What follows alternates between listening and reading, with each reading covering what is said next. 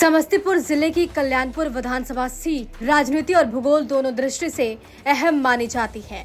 इस सीट से बिहार सरकार में लगातार मंत्री पद पर रहे महेश्वर हजारी 2025 के चुनाव में हैट्रिक लगा पाएंगे या नहीं, ये जनता के मूड पर निर्भर करेगा। यहाँ की सबसे बड़ी समस्या है हर साल आने वाली बाढ़, जिसने हर क्षेत्र के जनजीवन को बुरी तरह से प्रभावित किया।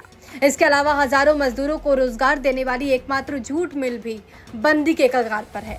चुनावी मौसम में इसे चालू कराने के वादे होते हैं, लेकिन चुनाव के बाद हालात फिर जस के तस रह जाते हैं। कल्याणपुर विधानसभा क्षेत्र का गठन 1967 में हुआ था। पहले ये सामान्य अनारक्षित सीट थी। 2010 में इसे अनुसूचित जाति के लिए आरक्षित कर दिया गया। 2010 में जेडीयू के रामसेवक हजारी ने लोजपा के विश्वनाथ पासवान को 30,197 वोटों के अंतर से हराया था। रामसेवक हजारी के निधन के बाद 2013 के उपचुनाव में जेडीयू की मंजू देवी ने जीत दर्ज की। 2015 में महेश्वर हजारी मैदान में उतरे और विधायक बने, साथ ही मंत्री पद भी मिला। 2020 में महेश्वर हजारी ने 72,279 वोट पाकर सीपीआईएमएल के रंजीत कुमार राम को 10,251 वोटों के अंतर से मात दी। कल्याणपुर विधानसभा क्षेत्र में जातीय समीकरण की बात की जाए तो ये क्षेत्र भूमिहार बहुल माना जाता है, लेकिन यहाँ सबसे अधिक जीत कोयरी जाति के नेताओं ने दर्ज की। यहाँ जातीय जनसंख्या में भूमिहार पहले स्थान पर, कोयरी दूसरे और अनुसूचित जाति तीसरे स्थान पर है। स्थानीय पत्रकार डॉक्टर विनय कुमार शर्मा के अनुसार कल्याणपुर में बाढ़ और जूट मिल का मुद्दा हमेशा चुनावी हवा को प्रभावित करता है, लेकिन जातीय समीकरण भी यहाँ निर्णायक भूमिका निभाते हैं। वरिष्ठ पत्रकार गिरिजनंदन शर्मा मानते हैं महेश्वर हजारी के कामकाज और उनकी पकड़ मजबूत है, लेकिन विपक्ष अगर एकजुट होकर उतरे तो मुकाबला कड़ा हो सकता है। आगामी जो चुनाव होना है 2025 में, वो महेश्वर हजारी का दावा देता है, उसका क्या स्थिति रहेगा और जनसुराज क्या असर डालेगा? कल्याणपुर विधानसभा क्षेत्र 131 सुरक्षित है। विगत चुनाव की बात यदि करें तो महेश्वर हजारी एनडीए के कार्यकर्ता और माले के कार्यकर्ता में कड़ी टक्कर थी। थोड़ी सी चूक यदि होती तो एनडीए कार्यकर्ता की पराजय स्वाभाविक थी। वहाँ से यदि दूसरे कोई कार्यकर्ता रहते राजद के तो कहना कठिन है कि एनडीए कार्यकर्ता की जीत होती विधायक के पद पर कि नहीं।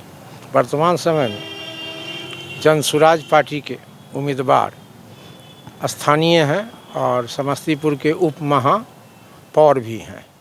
रामबालक पासवान का जनता से रिश्ता बहुत अच्छा है। इसमें कुछ कहा नहीं जा सकता कि 131 विधानसभा क्षेत्र से एनडीए के महेश्वर हजारी की जीत होगी या किसी दूसरे की। मेरा नाम हैट्रिक मार पाएंगे महेश्वर हजारी? हैट्रिक मारने में अभी कुछ कहा नहीं जा सकता, प्रश्नवाचक चिन्ह है। तो क्या लग रहा है? लग रहा है जो जनता से रिश्ता जिसका ज़्यादा होगा, जिसकी लोकप्रियता ज़्यादा होगी, वो हैट्रिक मार भी सकते हैं, नहीं भी मार सकते हैं। मेरा नाम डॉक्टर विनय कुमार शर्मा, पत्रकार, कल्याणपुर। कल्याणपुर में मंत्री क्या लग रहा है? देखिए, कल्याणपुर विधानसभा सुरक्षित सीट है और पिछले बार वहाँ से महेश्वर हजारी जीते थे। महागठबंधन ने वहाँ से माले प्रत्याशी रंजीत कुमार राम को टिकट दिया था। इसके बावजूद बहुत कम मार्जिन रहा जीत हार में।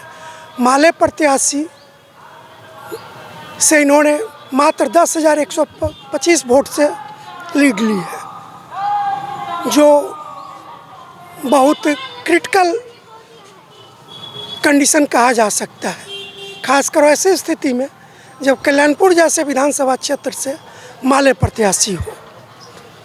अगर वहाँ से राजद या कोई अन्य होता तो स्थिति और भी कठिन हो सकती थी, परिणाम बदल भी सकते थे। जनसुराज का क्या रहेगा? वहाँ रामबालक पासवान भी दावेदार? हाँ, रामबालक पासवान भी वहाँ से हैं। अब एनडीए उनको टिकट देती है कि नहीं। जनसुराज में जाएंगे तो निश्चित रूप से प्रभाव पड़ेगा, क्योंकि वहाँ के लोकल हैं और नगर निगम के मुख्य उप मेयर भी हैं और व्यवहारिक लोग हैं, लोगों से अपना व्यक्तिगत रिश्ता भी बनाए हुए हैं, तो ऐसी स्थिति में वहाँ एनडीए का वोट प्रभावित हो सकता है। क्या नाम है?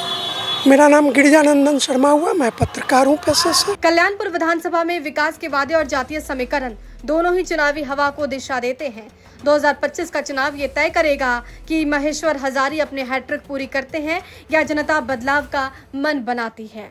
समस्तीपुर से जहांगीर आलम की रिपोर्ट, बिहार तक।